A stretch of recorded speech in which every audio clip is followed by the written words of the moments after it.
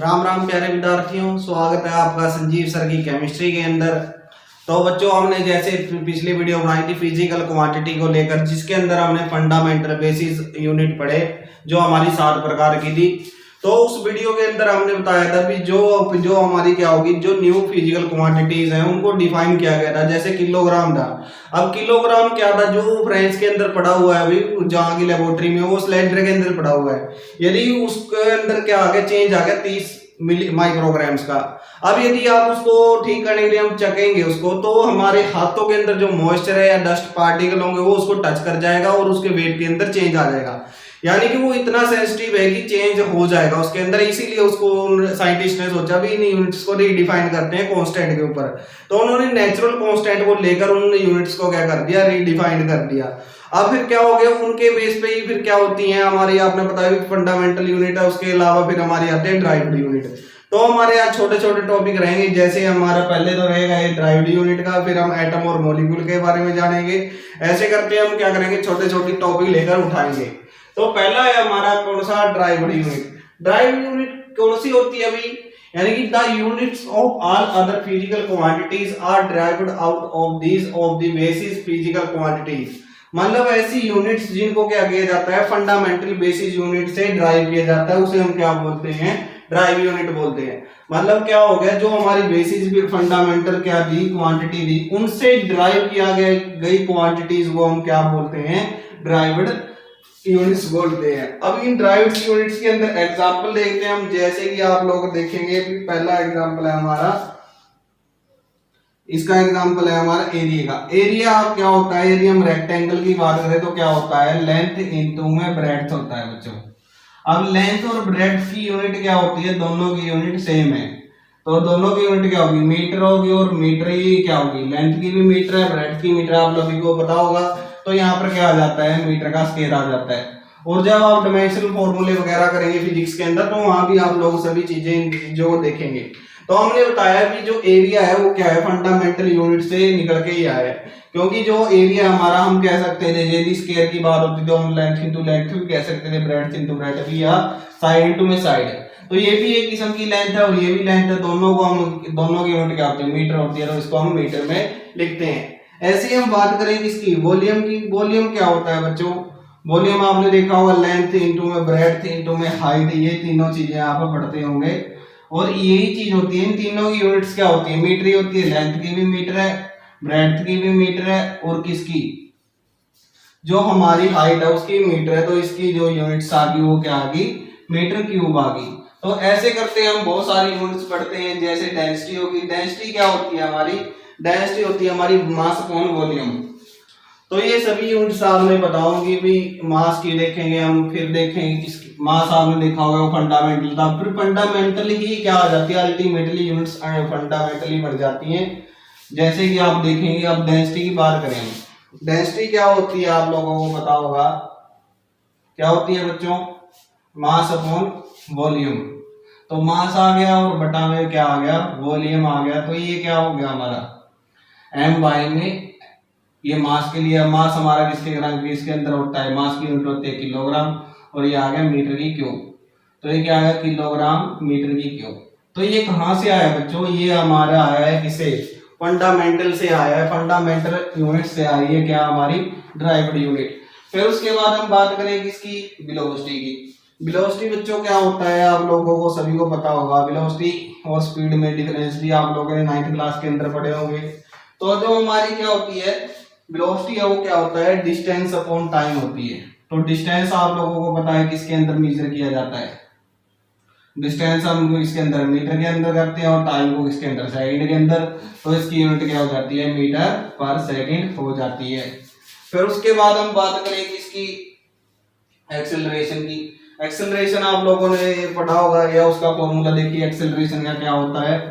तो एक्सेलरेशन हमारा क्या होगा, वेलोसिटी अपॉन में टाइम कर देते हैं, change in velocity upon time कर देते हैं, तो वो हमारा क्या हो जाता है, एक्सेलरेशन हो जाता है। यानी कि एक्सेलरेशन क्या होगा हमारा, हम क्या कर देते हैं, चेंज इन वेलोसिटी अपॉन में क्या हो जाएगा, स्पीड कह ले, वेलोसिटी कह लो। अब वेलोसिटी के अंदर यदि पर यूनिट टाइम का चेंज हो जाए, उसको हम क्या बोलते हैं, उसे ही हम क्या बोलते हैं बच्चों, एक्सेलरेशन बोलते हैं। तो वेलोसिटी की यूनिट आपने अभी पढ़ी थी, मीटर क्या थी, मीटर पर सेकंड था, और 1 सेकंड हमारी यहाँ पर आ जाती है। अब ये सेकंड की वैल्यू 1 है, ऊपर जाएगी तो क्या हो जाएगा, माइनस की टो हो जाती है। तो सेकंड इनवर्स पहले ही था, 1 सेकंड इनवर्स यहाँ से आ गया, तो क्या हो गया, मीटर पर सेकंड का स्क्वायर। तो ये सारी की सारी कहाँ से आ रही है बच्चों, ये मीटर है हमारी, ये लेंथ की हमारी फंडामेंटल यूनिट सी, और जो सेकंड है हमारी वो टाइम की फंडामेंटल यूनिट सी। आगे देख सकते हैं आप फोर्स के अंदर, फोर्स आप लोगों को पता होना चाहिए भी क्या होता है फोर्स का फॉर्मूला, मास इनटू में एक्सेलरेशन हमारा क्या होता है, फोर्स का फॉर्मूला होता है बच्चों। फोर्स किसके बराबर है, मास इनटू में एक्सेलरेशन। अब एक्सेलरेशन का फॉर्मूला आपने ऊपर ही किया है, अभी मास का किलोग्राम के अंदर, एक्सेलरेशन क्या हो जाएगा, मीटर पर सेकंड स्क्वायर, और ये क्या आ गया, और ये यूनिट्स आपकी फिजिक्स के अंदर भी काम आने वाली है बच्चों, क्योंकि डिफरेंशियल फॉर्मूले जब आप लिखोगे तो वहां पर इन यूनिट्स को दोबारा दोबारा लिखना पड़ता है, और यदि आपको यूनिट पता लग जाती है तो आप आसानी से क्या कर सकते हो, सब कुछ निकाल सकते हो। तो ये थी हमारी किसकी, फोर्स की। और लास्ट हम एक और बता देते हैं आपको, किसकी, प्रेशर की बता देते हैं। प्रेशर क्या होता है, फोर्स पर यूनिट एरिया, उसको हम क्या बोलते हैं, उसको हम बोलते हैं प्रेशर। यानी कि ये सारे फॉर्मूले एक किस्म से आप फॉर्मूले भी याद कर सकते हैं यहाँ से, और यूनिट्स का ही पता लगा सकते हैं कि ये सारी की सारी यूनिट जो भी नहीं आ रही है ये कहाँ से आई है, ये सारी की सारी हमारी कहाँ से आती हैं, ये फंडामेंटल यूनिट से ही आती हैं। फोर्स अपॉन एरिया, उसको हम क्या बोलते हैं, प्रेशर बोलते हैं। अब फोर्स की हमने यहाँ निकाली थी, यदि आप यहाँ बाई चांस आपसे सीधा ही पूछ लिया तो आप इसको क्या करेंगे, तोड़ तोड़ के लिखेंगे। फिर क्या लिखेंगे हम, फोर्स को मास इनटू एक्सेलरेशन लिखते, और फिर उसकी यूनिट ड्राइव करते फिर करते। लेकिन अब हमें इस टाइम पे पता है भी क्या है, किलोग्राम मीटर पर सेकंड का स्क्वायर, और यहाँ पर क्या आ गया, मीटर का स्क्वायर आ गया। अब यहाँ पर मीटर की वैल्यू 1 है, यहाँ पर 2 है, 1 मीटर से 1 मीटर कैंसिल हो जाएगा, तो क्या आ जाएगा, किलोग्राम, और ये मीटर ऊपर जाएगा तो माइनस इनवर्स, और सेकंड का स्क्वायर का इनवर्स। तो इस तरह से ये क्या आती है, हमारी सारी सारी यूनिट्स आती हैं। बहुत सारे फॉर्मूले हैं बच्चे, आप कर सकते हो। उसके बाद आती है सबसेंट्री यूनिट। तो अब हम पढ़ते हैं सबसेंट्री यूनिट्स के बारे में। सबसेंट्री यूनिट्स क्या होती है बच्चों, द यूनिट्स विच मल्टीपल और fraction of the base unit, यानी कि जो बेस यूनिट होती है उनके आगे लगा के, यानी प्रीफिक्स के रूप में हम इनको लगा देते हैं। आप लोगों को पता होगा भी प्रीफिक्स और सफिक्स होते हैं, प्रीफिक्स जो पहले लगते हैं, सफिक्स जो बाद में लगते हैं। अब इसके अंदर देखिए बच्चों क्या होता है, कुछ यूनिट्स है, आप लोगों को इनका पता भी होगा, आप लोगों ने जो मैथ है उसके अंदर इनको सुना भी होगा। जैसे क्या है, डेसी है, डेसी को हम कैसे रिप्रेजेंट करते हैं, 10⁻⁻1, यानी कि इसकी वैल्यू कितनी होती थी, 0.1 होती है, 0.1 कहते थे हम। तो ऐसे ही सेंटीमीटर जब आप पढ़ते थे तो मीटर को हम क्या लिखते थे, 1 मीटर इक्वल टू 10⁻²2 सेंटीमीटर, या फिर क्या होता था 0.01 मीटर के बराबर होता था। यानी कि हम क्या करते हैं, जैसे हमने डेसी करना तो डेसी मीटर लगा सकते हैं हम, डेसी किलोग्राम लगा सकते हैं, डेसी ग्राम लगा सकते हैं। तो बेस यूनिट का यूज करके, बेस यूनिट के आगे लगा के हम इनको यूज करते हैं। तो ऐसे ही क्या होता है, सेंटी हो गया, मिली, मिली क्या होता है 10⁻³ होता है, -3 होगा। जो माइक्रो है यही था जो किलोग्राम के अंदर इतना डिफरेंस आ गया था, 30 माइक्रोग्राम्स का फर्क आ गया था उसके अंदर, इसी कारण से उसको चेंज कर दिया गया था। फिर अभी नैनोग्राम, नैनो के बाद क्या होता है, योक्टो आता है, योक्टो के बाद हमारा फिर क्या आता है भाई, तो इससे पहले हमारा पिको आता है, फिर फेम्टो आता है, फिर एक्टो आता है। उसके हम क्या करेंगे, आप लोगों को पीडीएफ प्रोवाइड कर देंगे, उसके अंदर से आप इनको लिख सकते हैं। पीडीएफ के लिए हमारा टेलीग्राम ग्रुप रहेगा, संजीव सर की केमिस्ट्री। आप प्ले स्टोर पे जाके संजीव सर की केमिस्ट्री टेलीग्राम डाउनलोड कीजिए, उस पर अपनी आईडी बनने के बाद आप संजीव सर की केमिस्ट्री ग्रुप के अंदर ज्वाइन कर सकते हैं सर्च के द्वारा। फिर उसके अंदर हम बात करें किसकी, डेका की। डेका क्या होता है, इसको नोट किया जाता है डीए से, और इसकी वैल्यू होती है 10⁻⁴ यानी कि डेका को हम क्या बोलते हैं, एक डेका किसके बराबर होगा, यदि मीटर की बात करें एक डीए लिख देते हैं तो हम क्या हो जाएगा, ये होगा 10 मीटर के बराबर। ऐसे ही किलो के अंदर आप लोगों को पता होगा भी 1 किलोग्राम के अंदर हम कहते हैं कितने ग्राम है, 10⁻³ ग्राम्स होते हैं, यानी कि 1000 ग्राम होते हैं। तो ऐसे ही यूनिट्स का हम यूज करके इनको प्रीफिक्स के रूप में आगे लगा के इनकी वैल्यू को हम डिनोट कर सकते हैं। तो ऐसे ही हमारी मेगा होती है, मेगाहर्ट्ज या गीगाहर्ट्ज आपने सुना होगा, यानी एफएम रेडियो वाले बोलते हैं भी इतने मेगाहर्ट्ज से बोल रहे हैं। तो क्या होते हैं 10⁻⁶ हर्ट्ज की फ्रीक्वेंसी के साथ वो बोल रहे होते हैं। फिर ये क्या हो गया, गीगा हो गया तो 10⁻12 होती है। फिर जीटा हो गया, और हमारे ये होता है योक्टा बाइट्स। जो आपने रजनीकांत की रॉबर्ट्स देखी होगी तो उसके अंदर उसकी मेमोरी पूछते हैं तेरी मेमोरी कितनी है, तो वो बताते हैं इसकी मेमोरी कितनी होती है, योटाबाइट्स होती है। तो इतने जीबी उसकी मेमोरी होती है, यानी कि इतना स्टोर कर सकता है वो। तो इस तरह से अपना होता है, क्योंकि आप लोगों को पता होगा भी एमबी के अंदर कितने केबी है, बाइट्स बीटी, ये सारी भी आप लोगों को इसकी नॉलेज होनी चाहिए थी। तो ये थी हमारी सब्सेंडरी यूनिट्स। फिर हम पढ़ते हैं किसके बारे में, एटम और मॉलिक्यूल के बारे में। अब एटम और मॉलिक्यूल आप लोगों को थोड़ा थोड़ा इसके बारे में शायद पता भी हो भी, एटम्स क्या होते हैं, मॉलिक्यूल क्या होते हैं, और इसके अंदर क्या होता है बच्चों। बहुत ही आसान टॉपिक है लेकिन फिर भी गड़बड़ा जाती है। तो एटम क्या होता है, स्मॉलेस्ट पार्टिकल होता है किसी भी एलिमेंट का, और उसको जब हम क्या करते हैं, मॉलिक्यूल किसको कहते हैं, जब हम दो या दो से अधिक एटम्स को आपस में कंबाइन कर देते हैं तो वहां पर बनता है मॉलिक्यूल। तो एटम्स क्या होते हैं बच्चों, एटम क्या था हमारा भी, smallest particle of an element which may or may not be capable independent existence. मतलब क्या होता है, जो हमारा स्मॉलेस्ट पार्टिकल्स है वो क्या होता है किसी भी एलिमेंट का, वो हमारा एटम होता है। जो हमारा क्या होता है, ये फ्रीली एग्जिस्ट कर भी सकता है, नहीं भी कर सकता। फ्रीली एग्जिस्ट कौन करते हैं, जैसे नोबल गैसेज होगी वो फ्रीली एग्जिस्ट करते हैं, नहीं तो फिर बाकी जितने भी है वो सारे के सारे फ्री एग्जिस्ट नहीं कर सकते नोबल गैसेज को छोड़ के। जबकि जो मॉलिक्यूल क्या है, ये भी स्मॉलेस्ट पार्टिकल ही होता है किसी भी एलिमेंट का, कंपाउंड का, जो फ्रीली एग्जिस्ट करता है। तो इन दोनों के बीच में डिफरेंस क्या है बच्चों, क्योंकि जो इसके अंदर हम काउंट करते हैं एटम के अंदर, उसके अंदर क्या होता है अभी, एक एटम के अंदर मेनली क्या होगा, उसके अंदर एक न्यूक्लियस होता है, न्यूक्लियस के अंदर न्यूट्रॉन और प्लस में प्रोटॉन होते हैं, और साथ में जो बाहर की तरफ है इलेक्ट्रॉन के साथ एग्जिस्ट करते हैं, इसको हम एटम बोलते हैं। जबकि मॉलिक्यूल क्या है, मॉलिक्यूल क्या होता है, दो या दो से अधिक एटम से मिलकर जो चीज बनती है उसको हम क्या बोलते हैं, मॉलिक्यूल बोलते हैं। जबकि इसको हम क्या कर सकते हैं, इनको हम सेपरेट नहीं कर सकते, इलेक्ट्रॉन न्यूट्रॉन प्रोटॉन को सेपरेट नहीं कर सकते, लेकिन जो मॉलिक्यूल है, मॉलिक्यूल को हम तोड़ के उसको एटम बना सकते हैं बच्चों। क्या कह रहे हैं हम भाई, इसके अंदर क्या होता है, जो हमारा एटम है, एटम किसके अंदर क्या कंसिस्ट करता है, न्यूट्रॉन। जो इसके अंदर एक एटम है, एटम के अंदर क्या होता है, एटम के अंदर एक न्यूक्लियस है, न्यूक्लियस के ऊपर पॉजिटिव चार्ज होता है, और उसके अंदर क्या क्या होते हैं, पॉजिटिव चार्ज इसके ऊपर होता है प्रोटॉन के ऊपर, और न्यूट्रॉन है उसके ऊपर जीरो चार्ज है, और जो इलेक्ट्रॉन है उसके ऊपर माइनस चार्ज है, और इसको हम सेपरेट नहीं कर सकते। जबकि जो एटम्स है, जो हमारा मॉलिक्यूल्स है, मॉलिक्यूल्स क्या होता है, दो या दो से अधिक एटम से मिलकर बना हुआ होता है, दो से ज्यादा भी हो सकता है, और ये कंपाउंड भी हो सकते हैं, यानी कंपाउंड्स के मिलकर भी बनते हैं, तो उसको हम क्या बोलते हैं, मॉलिक्यूल बोलते हैं। इनको हम सेपरेट नहीं कर सकते, इसको सेपरेट आसानी से किया जा सकता है। इनके बीच में किसी प्रकार की कोई बॉन्डिंग नहीं बनती बच्चों, जबकि इनके बीच में बहुत सारी क्या होती है, केमिकल बॉन्डिंग एग्जिस्ट करती है। एग्जाम्पल ले सकते हैं अभी, जैसे हम बात करें ऑक्सीजन की। अब यदि अकेला O लिख दूं मैं, तो ये क्या है, हमारा ऑक्सीजन एटम है। जबकि यदि हम क्या देखते हैं, आप ज्यादातर ऑक्सीजन को इस तरह से लिखा हुआ देखते हैं, O2 लिखा हुआ देखते हैं, N2 लिखा हुआ देखते हैं। ये किस कारण होता है बच्चों, क्योंकि जो रिएक्शन के अंदर पार्टिसिपेट करते हैं वो तो होते हैं हमारे कौन से, एटम, और जो हमारे रिएक्शन के अंदर पार्टिसिपेट, यानी ये इनका पार्टिसिपेशन बहुत ज्यादा कम होता है। जबकि जो भी कोई भी रिएक्शन हो रही है, वाटर की फॉर्मेशन हो रही है, कुछ भी हो रहा है, तो सारे के सारे क्या करते हैं, एटम करते हैं। कैसे करते हैं, जैसे हम वाटर की फॉर्मेशन की बात करें, H2O है, H2O के अंदर क्या होता है, दो हाइड्रोजन के एटम होते हैं और प्लस में एक ऑक्सीजन का होता है। तो ये दोनों आपस में मिलकर क्या बना देते हैं, फॉर्मेशन ऑफ वाटर की करते हैं। यानी कि ये क्या है, हाइड्रोजन एटम और ऑक्सीजन एटम है। जबकि जब हम क्या लिखते हैं, जो इक्वेशन को रिप्रेजेंट करने का तरीका है, हम उसको क्या करते हैं, मॉलिक्यूल के साथ लिखते हैं। जब भी लिखा होगा तो आपने इस तरह से लिखते हैं इक्वेशन को, इनको, तो ये मॉलिक्यूल की फॉर्म में लिखी जाती है, एटम के अंदर हम नहीं लिखते। जबकि जो रिएक्शन के अंदर पार्टिसिपेट कर रहे होते हैं वो सारे सारे क्या होते हैं, हमारे एटम्स होते हैं, और जो क्या करते हैं, बहुत कम रिएक्शन करने के चांस है वो क्या होते हैं, मॉलिक्यूल है।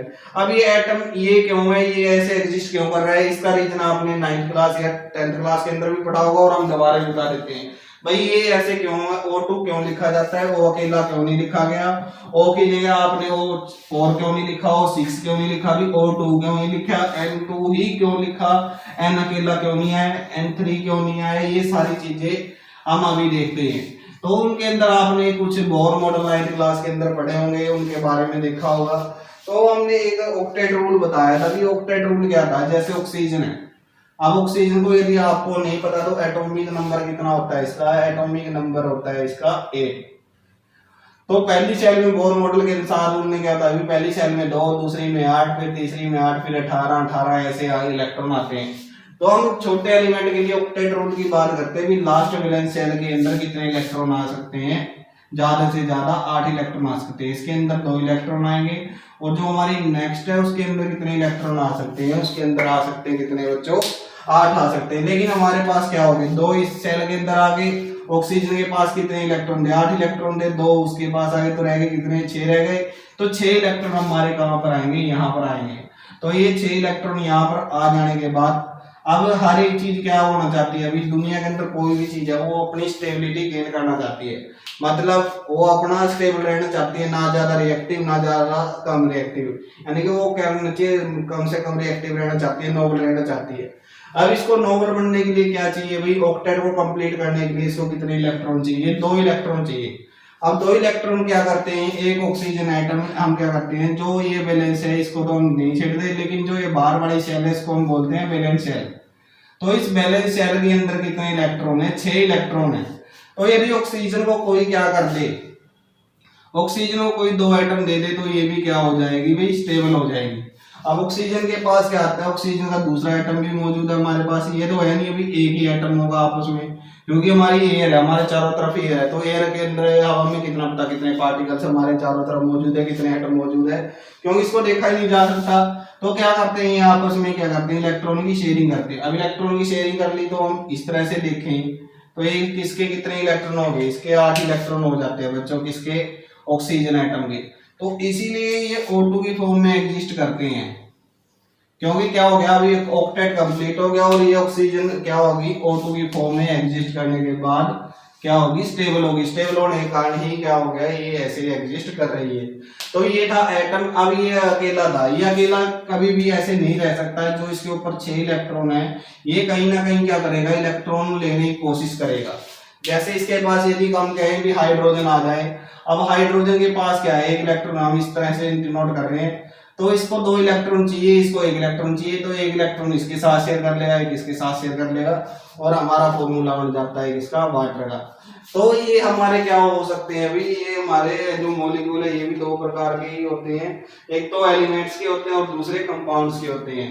तो एलिमेंट्स की बात करें तो ये एलिमेंटल हो गए, और जो हम कंपाउंड्स की बात करें तो ये कंपाउंड वाले हो गए। जो भी फॉर्मूला है, जैसे हम ग्लूकोज की बात करें C6H12O6, तो इसके अंदर क्या है, 6 ऑक्सीजन के एटम है, 12 हाइड्रोजन के एटम और 6 कार्बन के एटम है। तो ये था इन दोनों के बीच में डिफरेंस, किसके बारे में, मॉलिक्यूल और एटम के बारे में। उम्मीद करते हैं कि आप लोगों को समझ में आया होगा कि एटम और मॉलिक्यूल क्या होते हैं। एटम जो क्या होते हैं, फ्री एग्जिस्ट कर भी सकते हैं, नहीं कर सकते, लेकिन मेनली क्या होती है, जो हमारी क्या है नोबल गैसेज है वही फ्रीली एग्जिस्ट करती हैं, जबकि जो हमारे मॉलिक्यूल है वो फ्रीली एग्जिस्ट करते हैं। फिर कोई भी इनको जो एटम्स है उनको तोड़ा नहीं जा सकता, उसके सब एटॉमिक, अब ये हमारा एटम है तो एटम के सब एटॉमिक पार्ट किसको बोलते हैं, सब एटॉमिक बोलते हैं इलेक्ट्रॉन, प्रोटॉन और न्यूट्रॉन को। इनको इनके यूनिट्स पार्ट के अंदर नहीं तोड़ा जा सकता है, जैसे इलेक्ट्रॉन, न्यूट्रॉन हो गया और प्रोटॉन हो गया, तो इनके अंदर नहीं तोड़ा जा सकता। जबकि जो मॉलिक्यूल है, अब इसको हम तोड़ के क्या कर सकते हैं, ऑक्सीजन एटम के अंदर डिसोसिएट करते हैं, जबकि जो केमिकल रिएक्शन है उसके अंदर एटम पार्टिसिपेट करता है, मॉलिक्यूल किसी प्रकार का पार्टिसिपेशन नहीं करता। हम मॉलिक्यूल को तोड़कर एटम बनाए जा सकते हैं, लेकिन एटम को तोड़ के सब यूनिटिक पार्टिकल्स नहीं बनाए जा सकते। तो ये था हमारा एटम और मॉलिक्यूल के बारे में। तो बच्चों अब हम समझते हैं किसके बारे में, difference between precision and accuracy. इस टॉपिक के बारे में लगभग बच्चों कई बार बच्चे बहुत ज्यादा कंफ्यूज हो जाते हैं, और कई बार हमने देखा है भाई इस टॉपिक को समझ ही नहीं पाते, और इतना आसान है बच्चों, इतने आसान तरीके से कराएंगे भी पहली बारी में आपको पता लग जाएगा भी इतना आसान था ये। लेकिन कई बच्चे भाई पढ़ते हैं अलग अलग मेथड से, पता नहीं किस मेथड को फॉलो करते हैं, उनको समझ में नहीं आता। तो हम जर्नल एग्जांपल लेंगे इसके अंदर बच्चों। तो देखिए पहले तो पढ़ते हैं डेफिनेशन। डेफिनेशन को एक बार आप समझिए क्या कह रखा है, the average value of different measurement is close to the correct value, the measurement is said to be accurate. यानी कि यदि कोई वैल्यू हम क्या करते हैं, एवरेज वैल्यू, यानी हम 4-5 वैल्यू लेते हैं और वो वैल्यू क्या आती है, करेक्ट वैल्यू के बिल्कुल क्लोज आ जाती है, तो उसको हम क्या बोलते हैं बच्चों, उसको हम बोलते हैं एक्यूरेसी या एक्यूरेट। प्रिसीजन क्या होता है, the value of different measurement is close to each other, आप क्या कह रहे हैं भाई, देखिए डिफरेंट मेजरमेंट है क्लोज ईच अदर, एक दूसरे के ही क्या है, ईच क्लोज है एक दूसरे के ही, and hence close their average value, और एवरेज वैल्यू के भी क्लोज है, उसको हम क्या बोलते हैं, प्रिसीजन बोलते हैं। इसमें तो क्या कहा भी जो करेक्ट वैल्यू है उस वैल्यू के ही क्लोज है, जबकि इसके अंदर उन्होंने क्या कर दिया, पहले मेजरमेंट की और वो मेजरमेंट एक दूसरे की क्लोज आ रही है, उसको हम क्या बोलते हैं, प्रिसीजन। अब भाई डेफिनेशन से आप लोगों को समझ में नहीं आ रहा होगा तो एक बार आप इन डेफिनेशन को उतार लीजिए, उतारने के बाद फिर देखिए भाई कैसे समझ में आता है, हम अलग अलग मेथड से समझाने की कोशिश करते हैं। तो सबसे पहला मेथड लेते हैं हम किसका, जनरल लाइफ का ही एग्जांपल लेते हैं। भाई मान लीजिए आप क्या कहाँ गए, बाजार के अंदर गए और बाजार में आपने क्या लेके आनी थी, शुगर लेके आनी थी। अब मान लीजिए आपने क्या किया, मेजर किया, वहां पर आपने 5 किलो शुगर लेने गए थे, यानी कि आप क्या लेने गए थे, 5 केजी शुगर लेके आनी थी आपने 5 केजी, ठीक है। हम इसको ग्राम्स के अंदर ही लेके जा रहे हैं, पॉइंट्स के अंदर लेके जा रहे हैं। तो आपने उस शुगर को क्या कर दिया, पहले कहीं पर मिल गया फर्स्ट जो हमारी वेइंग मशीन थी उसके ऊपर आपने मेजर किया, तो उसके ऊपर इसकी वैल्यू कितनी आई, 5 केजी ही आई। लेकिन जैसे ही आपने क्या किया, फिर किसी दूसरी वेइंग मशीन के ऊपर रखा या दोबारा उसी मशीन के ऊपर रखा, तो उसके अंदर क्या आ गया, चेंजेस आ गए, थोड़ा सा चेंज आ गया, क्या आ गया भाई, वो उस वैल्यू के अंदर क्या आ गई भाई, वो क्या होगी 5 केजी 50 ग्राम्स या 20 ग्राम्स कह लीजिए आप, 20 ग्राम्स का उसके अंदर फर्क आ गया। फिर आपने फिर मेजर की उस वैल्यू को और वो वैल्यू कितनी आ गई, फिर उसके अंदर थोड़ा सा कम आ गया, यानी कि वो वैल्यू बिल्कुल थोड़ी सी कम आ जाती है। फिर आपने मेजर किया उस वैल्यू को, तो वो वैल्यू क्या आ गई, वो वैल्यू हमारी 5 केजी ही आ गई। तो जब आप इन सबका एवरेज लेके चलोगे तो लगभग ये वैल्यू क्या आएगी हमारी, 5 केजी के ही अप्रोक्सीमेट आएगी। तो इस वैल्यू को बोलते हैं हम एक्यूरेट वैल्यू, यानी क्या हो गया, ये वैल्यू हमारी क्या होगी भाई, एक्यूरेसी मेजर कर रही है, मतलब ज्यादा डिफरेंस नहीं आ रहा है इनके बीच में। जो हमारी ट्रू वैल्यू थी इसको हम बोलते हैं भाई ट्रू वैल्यू या करेक्ट वैल्यू बोल रहे हैं, लेकिन जो अदर वैल्यूज थी हमने क्या कर दिया, उनका एवरेज लेके देखा तो उसी के सिमिलर आ रही है, इसका मतलब जो वेइंग मशीन है वो एक्यूरेसी से काम कर रही है। लेकिन जैसे ही आप क्या गए, सेकंड शॉप के ऊपर गए, अब वहां की मशीन वैसे तो ठीक थी बच्चों, लेकिन वो क्या कर रही थी, हाफ केजी क्या कर रही थी, कम मेजर कर रही थी। तो आपने पहली वेइंग मशीन के ऊपर रखा तो उसने वैल्यू कितनी दी, हम क्या कह रहे हैं भाई, आप सेकंड शॉप के ऊपर गए, उसकी मशीन तो ठीक थी, लेकिन उसने कहा भी उसकी मशीन है जो क्या कह रही है भी आधी किलो कम तोल रही है, तो हाफ केजी कम तोल रही है, तो पहली वैल्यू हमने मान लीजिए हमारी कितनी आ गई, ये वैल्यू आ जाती है।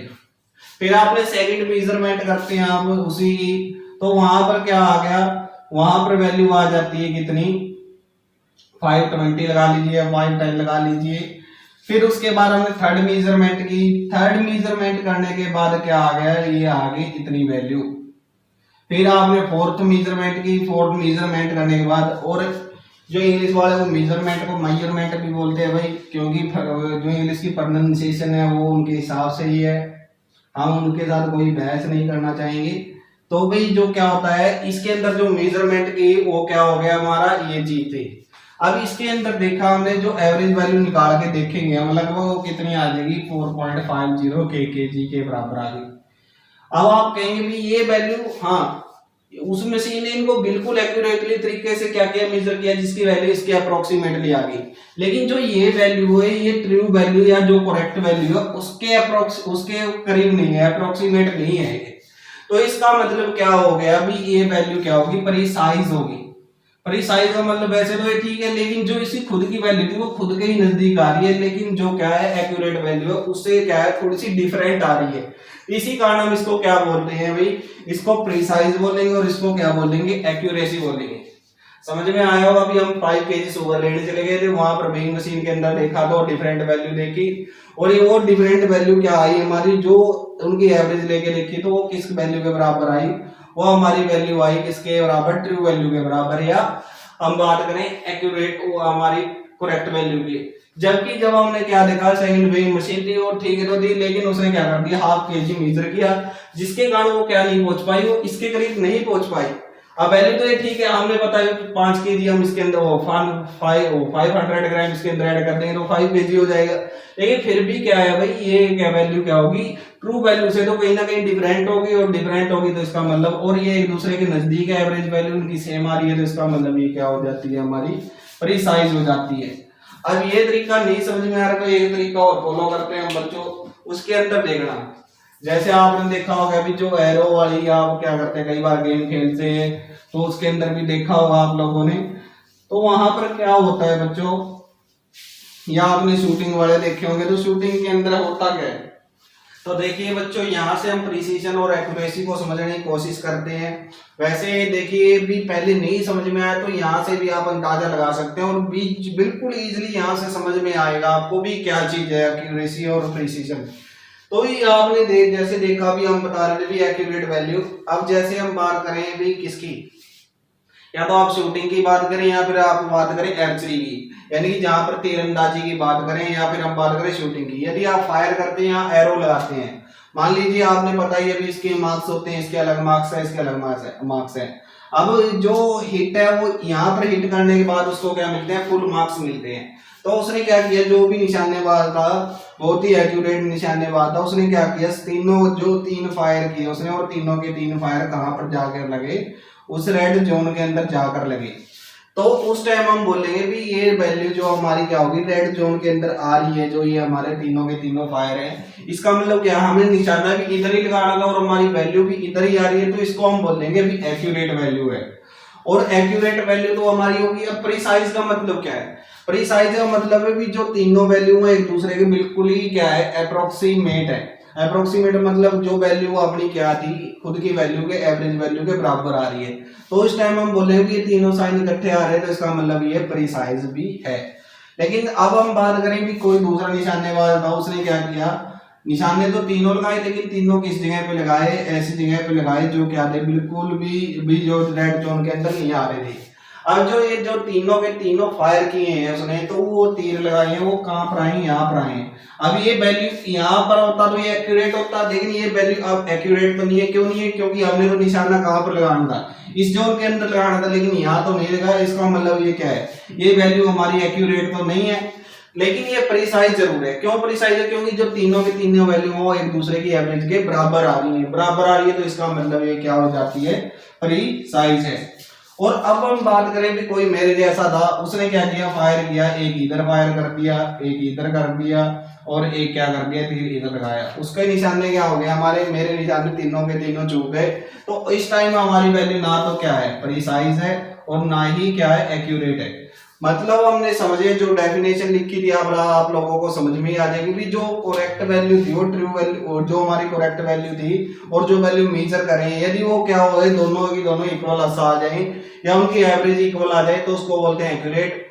लेकिन यदि वो करेक्ट वैल्यू उसके से मैच ना करें लेकिन उनकी एवरेज वैल्यू क्या रहे, सेम रहे, तो उसको हम क्या बोलते हैं, प्रीसाइज बोलते हैं। इसलिए क्या लिखा है, जो हमने जो ये वैल्यू है दोनों की दोनों एक्यूरेट और प्रीसाइज दोनों है। लेकिन जो इसके अंदर की बात करें हम, तो जो एरो हमने हेड किया है वो क्या है भाई, वो एक्यूरेट तो नहीं है लेकिन प्रीसाइज जरूर है। लेकिन जब हम तीसरे की बात करें, तीर लगाने वाले हम थे, तो हमने क्या लगा दिया, हमारे तीनों के तीनों निशाने कहीं कहीं लाके जाके लगे, तो इससे क्या होगा भी, ना तो ये प्रीसाइज ही आ पाए और ना ही ये एक्यूरेट आ पाए। तो ये था हमारा किसका, प्रिसीजन और एक्यूरेसी का टॉपिक। उसके बाद जो हमारी नेक्स्ट वीडियो होगी वो हमारी होगी सिग्निफिकेंट फिगर के ऊपर। तो उम्मीद करते हैं भी आज आपको एटम मॉलिक्यूल के बारे में पता लगा होगा, फिर जो हमारी एक्यूरेसी या प्रिसीजन है उसके बारे में भी पता लगा होगा। तो ये था हमारा आज का लेकर टॉपिक। तो बच्चों यदि वीडियो को आपको अच्छी लगती है तो इसको लाइक करें और दूसरे फ्रेंड के साथ शेयर करें, और जिन्हें साइंस स्ट्रीम लेनी है वो भी क्या कर सकते हैं, इस इनको क्या करें, इसको शेयर करें, क्योंकि भी साइंस इतनी ज्यादा डिफिकल्ट नहीं है जितनी कई बच्चे मान लेते हैं भी साइंस के अंदर बहुत मेहनत करनी पड़ेगी। यदि आप धीरे धीरे जो आपको पढ़ाया जा रहा है उसको बेस को कंप्लीट करके चलते हैं तो आपके लिए जो हमारी साइंस स्ट्रीम है बहुत ज्यादा इजी बन जाती है और बहुत ज्यादा इंटरेस्टिंग है। बच्चों कुछ ना कुछ नई चीजें जानने को मिलती हैं इसके अंदर। और दूसरा भी ना रहेगा आपके मन में कोई किसी प्रकार का खतरा, और ना रहेगी आपके मन में कोई मिस्ट्री, क्योंकि आपके संजीव सर आप लोगों को पढ़ा रहे हैं केमिस्ट्री। तो मिलते हैं बच्चों नेक्स्ट वीडियो में नए टॉपिक के साथ। Thank you.